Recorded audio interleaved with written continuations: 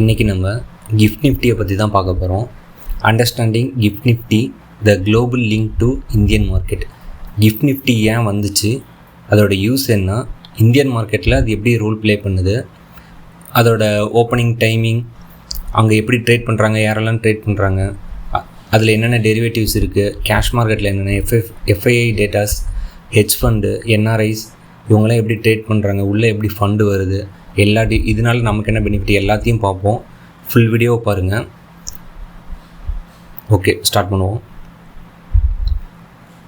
Gift Nifty ஏன் start பண்ணாங்க அப்படின்னா, இந்தியன் மார்க்கெட்டில் இந்தியன்ஸ் ஃபஸ்ட்டு இன்வெஸ்ட் பண்ணிகிட்டு இருந்தாங்க. ஃபாரின் எக்ஸ்போஸரும் நமக்கு வேணும் அப்படிங்கிறதுக்காக குளோபலாக இன்வெஸ்டர்ஸை இந்தியன் மார்க்கெட்டில் கொண்டு வரணும் அப்படிங்கிறதுக்காக உருவாக்கப்பட்டது தான் இது. கிஃப்ட் நிஃப்டி வந்து ஃபஸ்ட்டு சிங்கப்பூர் அங்கே தான் இருந்துச்சு. அங்கே டீலிஸ்ட் பண்ணிவிட்டு நம்ம இந்தியாவிலேயே குஜராத்தில் தான் இப்போ கிஃப்ட் நிஃப்டி இருக்குது. இதோட ஃபுல் ஃபார்ம் பார்த்திங்கன்னா GIFT அப்படிங்கிறது Gujarat international finance tech city. இப்போ இது குஜராத்தில் தான் இருக்குது. ஓகேங்களா. இதை எதை ட்ராக் பண்ணுது அப்படின்னா, நிஃப்டி 50யை அப்படி மிரர் தான் பண்ணுது. கிஃப்ட் நிஃப்டி தனியாகவும் நிஃப்டி 50 தனியாகவும் கிடையாது. நிஃப்டி 50யை அப்படியே மிரர் பண்ணுறது தான் கிஃப்ட் நிஃப்டி. இதில் யாரெல்லாம் ட்ரேட் பண்ணுவாங்க அப்படின்னா, ஃப்யூச்சர் கான்ட்ராக்ட்ஸ்லாம் எடுப்பாங்க. சரிங்களா. எஃப்என்ஓவும் பண்ண முடியும், அது நான் அடுத்தது சொல்கிறேன். உலகத்தில் நீங்கள் இந்தியாவிலேருந்து வெளியில் உலகத்தில் எங்கே இருந்தாலும் இந்தியன் மார்க்கெட்டில் நீங்கள் இன்வெஸ்ட் பண்ணணும் அப்படின்னா, நீங்கள் கிஃப்ட் நிஃப்டி வழியாக தான் வர முடியும். டைரக்ட் ஈக்விட்டியோ டெரிவேட்டிவ்ஸோ எதையுமே உங்களால் ஆக்சஸ் பண்ண முடியாது. ஸோ நீங்கள் கிஃப்ட் நிஃப்டி வழியாக தான் உள்ளே வர முடியும். ஏன் அப்படின்னா, இப்போ குளோபலாக இருக்கிற இன்வெஸ்டர்ஸ் எல்லாமே அவங்களோட கரன்சியை கொண்டு வருவாங்க, ஐஎன்ஆராக மாற்றணும், வேல்யூ சேஞ்ச் ஆகும். இதில் நிறைய பிரச்சனை இருக்குது. சிம்பிளிஃபைடாக ஒரே இடத்துல முடிக்கணும் அப்படின்னா, இந்த கிஃப்ட் நிஃப்டிக்கு நீங்கள் எந்த கண்ட்ரியிலேருந்து உங்களோட மணியை கொண்டு வந்தாலும் கிஃப்ட் நிஃப்டியில் டினாமினேட் பண்ணி யூஎஸ்டியாக உங்களுக்கு கன்வெர்ட் பண்ணிட்டு யூஎஸ்டியில் நீங்கள் ட்ரேட் பண்ணலாம். ஓகேவா. அப்போது உங்களுக்கு சிம்பிளிஃபைடு ஆகிடுது. கிஃப்ட் நிஃப்டியில் வச்சு இந்தியன் மார்க்கெட்டை உங்களால் ஈஸியாக ட்ரேட் பண்ண முடியும். சரி தானே, ஓகே தானே. இதோட கீ பெனிஃபிட்ஸ் என்னென்னா, எஃபிஷியன்ட் குளோபல் ட்ரேடிங். நம்ம மார்க்கெட்டுக்குள்ளே எஃபிஷியண்ட்டாக ஒரு ட்ரேடுங்கிறது நடக்கும். நமக்கு அதனால ஒரு இன்கமும் வரும். டேக்ஸ் பண்ணுவாங்க. சரிங்களா. அதனால நமக்கு ஒரு இன்கமும் வரும். ப்ரீ மார்க்கெட் இண்டிகேட்டர்னு சொல்லுவாங்க. இது டெய்லி ட்ரேட் பண்ணுறவங்களுக்கு இது ஒரு இண்டிகேட்டடாக ஒர்க் பண்ணும். ஏன் அப்படின்னா, இதோட டைமிங் நான் அடுத்து உங்களுக்கு ஃப்ளோ சார்ட்டே இருக்குது, நான் அதை சொல்கிறேன்.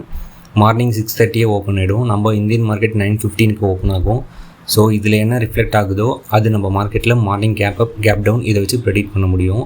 அதனால தான் நீங்கள் குளோபல் இன்வெஸ்டர்ஸ்க்கு யூஎஸ்டி செட்டில்மெண்ட் டாலர்ஸால் உங்களால் செட்டில் பண்ண முடியும். ஏன்னா அதுக்கு உள்ளே வர அமௌண்ட் எல்லாமே டாலர்ஸால் நம்ம கன்வெர்ட் பண்ணி வச்சுருக்கோம். ஸோ டாலர்ஸால் உங்களால் செட்டில் பண்ண முடியும். தென் குளோபல் இன்வெஸ்டர்ஸ் ஆக்சிஸ். நம்மளோட இந்தியன் மார்க்கெட்டை குளோபல் இன்வெஸ்டர்ஸால் ஈஸியாக ஆக்சஸ் பண்ண முடிகிற ஒரு முக்கியமான ஒரு டெக் சிட்டியாக இது இருக்குது. நம்ம எஃப்ஐஐஸ் டிஐஎஸ் அப்படின்னு சொல்ல பார்த்தீங்கன்னா, டிஐஎஸ்னால் டொமஸ்டிக், எஃப்ஐஐஸ்னால் ஃபாரின் இன்ஸ்டியூட் இன்வெஸ்டர்ஸ். இவங்க ஃபாரின் இன்ஸ்டியூட் இன்வெஸ்டர்ஸ் இங்கே ஈஸியாக ஆக்சஸ் பண்ணுறதுக்காக கிஃப்ட் நிஃப்டி யூஸ் ஆகுது. டொமஸ்டிக் நம்ம இங்கே நம்ம லோக்கல்லையே நம்ம நிஃப்டி 50 இந்த டெரிவேட்டிவ்ஸ் இதுலேயே நம்மளால் இன்வெஸ்ட் பண்ணிக்க முடியும். ஓகேங்களா. இப்போ அடுத்த சார்ட்டுக்கு போவோம். இப்போ இந்த சார்ட் என்னென்னு வச்சுக்கோங்களேன், கம்பேரிஷன் தான். Comparing India's 2 key stock market platform. ஒன்றும் இல்லைங்க, நிஃப்டி 50யும் கிஃப்ட் நிஃப்டியும் கம்பேர் தான் பண்ணியிருக்கேன். இவங்க நம்ம நிஃப்டி 50 தான் டொமஸ்டிக் இன்வெஸ்டர்ஸ். ஓகேங்களா.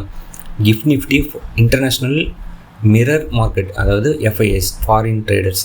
அவங்களாம் இங்கே ட்ரேட் பண்ணுவாங்க. த்ரூ எது வழியாக வருவாங்கன்னா, நமக்கு என்எஸ்சின்னு ஒன்று இருக்குது, பிஎஸ்சின்னு ஒன்று இருக்குது. அதே மாதிரி அவங்களுக்கு என்எஸ்சி ஐஎக்ஸ் இது மூலியமாக தான் வருவாங்க. கிஃப்ட் நிஃப்டி குஜராத் இந்தியா இங்கே இருக்குது. என்எஸ்சி ஐஎக்ஸ் இது மூலியமாக தான் உள்ளே வருவாங்க அவங்க. ஓகேங்களா.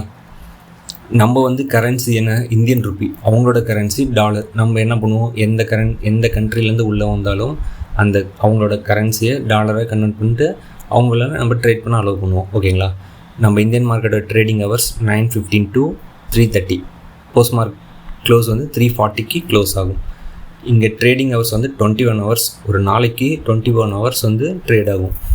செஷன் 1 6:30 காலையில் ஓப்பன் ஆகி 3:40 நம்ம போஸ்ட் மார்க்கெட் ரிப்போர்ட் வரப்போ இவங்களுக்கும் அந்த ஃபஸ்ட் செஷன் முடியும்.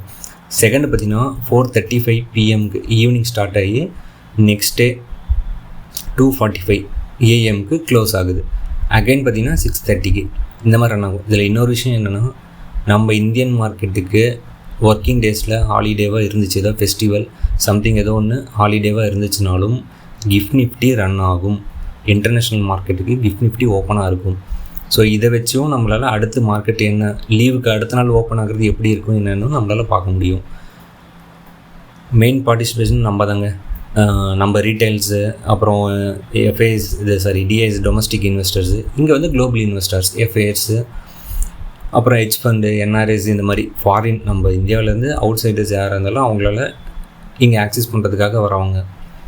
ரெகுலேஷன் நம்ம செபியில் ரிஜிஸ்டர் பண்ண ப்ரோக்கர்ஸ்ட்டை நம்ம வந்து ப்ரோக்கரேஜ்கிட்ட வந்து நம்ம வந்து ட்ரேட் பண்ணுவோம்.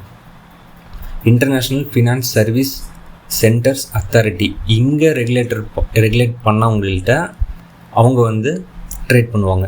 இங்கே ரெகுலேட்டர் பண்ணதை யார் இது பண்ணுவாங்க, மானிட்டர் பண்ணுவாங்கன்னா ஆர்பிஐ, செபி, இவங்களோட அண்டர் கண்ட்ரோலில் வரும்.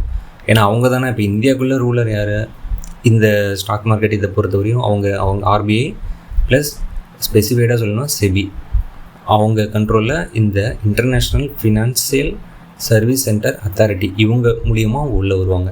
ஓகேங்களா? இப்போ இதில் என்னென்ன டெரிவேட்டிவ்ஸ் அவங்களால ஆக்சஸ் பண்ண முடியும் இதுவரையும் அப்படின்னா அடுத்த சார்ட்டில் பார்ப்போம். சார்ட் கிடையாது, கூகுளில் போட்டது, உங்களுக்கு கொஞ்சம் ஈஸியாக இருக்கும்.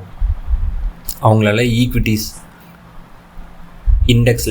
இண்டெக்ஸில் லைக் பார்த்திங்கன்னா Nifty bank, Nifty finance service, Nifty IT, Nifty next 50, Nifty mid cap select, Nifty 50 எல்லாத்துலேயுமே இங்கே இருக்கிற மென்ஷன் பண்ண எல்லாத்துலேயுமே அவங்களால ட்ரேட் பண்ண முடியும். ஓகேங்களா? அப்புறம் சிங்கிள் ஸ்டாக் டெரிவேட்டிவ்ஸ் அங்கே அவங்களால F&O பண்ண முடியும். இப்போ இண்டிவிஜுவல் ஸ்டாக்ஸு நம்மளால் பை பண்ண முடியும் இல்லைங்களா கேஷ் மார்க்கெட்டில், அதே மாதிரி அவங்களால வந்து கேஷ் மார்க்கெட்லேயும் பை பண்ண முடியும். டெரிவேட்டிவ்ஸில் இப்போ நம்ம F&O பண்ணுறோம் இல்லைங்களா, அதே மாதிரி அவங்களாலையும் F&O பண்ண முடியும். அப்புறம் கரன்சி மார்க்கெட், கரன்சி டெரிவேட்டிவ்ஸ், அதுலேயும் அவங்களால நம்ம Indian rupee, US dollars, European dollars எல்லாத்துலேயும் அவங்களால, ஜாப்பனீஸ் டாலர்ஸ் எல்லாத்துலேயுமே ஜாப்பனீஸ் எண் எல்லாத்துலேயுமே அவங்களால ட்ரேட் பண்ண முடியும். அதுக்கப்புறம் கமாடிட்டி டெரிவேட்டிவ்ஸ், சில்வர் அண்ட் கோல்டுலேயும் அவங்களால ஃப்யூச்சர் கான்ட்ராக்ட் பை பண்ண முடியும், F&O பண்ண முடியும், ஃப்யூச்சர் கான்ட்ராக்ட்ஸ்லாம் வாங்க முடியும் அவங்களாலையும். ஸோ இந்த இதில் தான் அவங்க வந்து இப்போதைக்கு ஆக்சஸ் பண்ணுற மாதிரி இருக்குது. இன்னும் எல்லாத்தையும் ஓப்பன் பண்ணியிருக்காங்களான்னு ஃபுல் டீட்டெயில் தெரியல. ஸ்டில் இந்த செக்மெண்ட்டில் மட்டும்தான் அவங்களால இன்வெஸ்ட் பண்ணுறது எதாக இருந்தாலும் பண்ண முடியும். இப்போ எல்லாத்துக்கும் புரிஞ்சிருக்குன்னு நினைக்கிறேன் கிஃப்ட் நிஃப்டினா என்ன ஏதுன்ட்டு. எதாவது டவுட்ஸ் இருந்துச்சுன்னா கேளுங்க. இப்போ எஃப்ஐஎஸ் டிஐஎஸ் டேட்டா அப்படின்னு சொல்கிறாங்க இல்லையா, டிஐஎஸ்னால் என்னது, டிஐஎஸ் பை பண்ணியிருக்காங்க நம்ம இண்டிவிஜுவல் ஸ்டாக்கில், அவங்க பை பண்ணதை நம்ம அதில் பார்க்க முடியும். எஃப்ஐஎஸ் வந்து பை பண்ணியிருக்காங்க, செல் பண்ணியிருக்காங்க அப்படின்னு சொல்கிறாங்க இல்லைங்களா, அவங்களும் பார்த்திங்கன்னா இந்த மாதிரி கிஃப்ட் நிஃப்டி இந்த ரூட்டில் வருவாங்க. அவங்க வந்து இந்த கிஃப்ட் நிஃப்டி மூலிமா ஃபியூச்சர் ஆப்ஷன்ஸ் பண்ண முடியும். இன்னொன்று என்னென்னு வச்சுக்கோங்களேன், இண்டிவிஜுவல் ஸ்டாக்ஸையும் கேஷ் மார்க்கெட்டில் அவங்களால பை பண்ண முடியும். அதுக்கு அவங்க டைரக்ட் டெபாசிட்டரி அதில் அவங்க ரிஜிஸ்டர் பண்ணி நம்மளோட இண்டிவிஜுவல் ஸ்டாக்ஸையும் வாங்க முடியும். நீங்கள் ஸ்க்ரீனரில் போனீங்கன்னா ஹோல்டிங்ஸில் பார்த்தீங்கன்னா கம்பெனி எவ்வளோ ஹோல்டு பண்ணியிருக்கு அதை அவங்களால பார்க்க முடியும், எவ்வளோ percentage. FIs DIS mutual fund எவ்வளோ வாங்கியிருக்கு, பப்ளிக் நம்மள நம்மள்ட்ட எவ்வளோ டீட்டெயில் வருது இல்லைங்களா, அந்த மாதிரி இண்டிவிஜுவல் ஸ்டாக்ஸ்லேயும் அவங்களால கேஷ் மார்க்கெட்லேயும் அவங்களால வாங்க முடியும், டெய்லி ஸ்டாக் வாங்க முடியும், சேல் பண்ண முடியும். நீங்கள் நிறையா கேள்விப்பட்டிருக்கலாம், ட்ரேட் பண்ணுறவங்களையும் கேள்விப்பட்டிருக்கலாம்.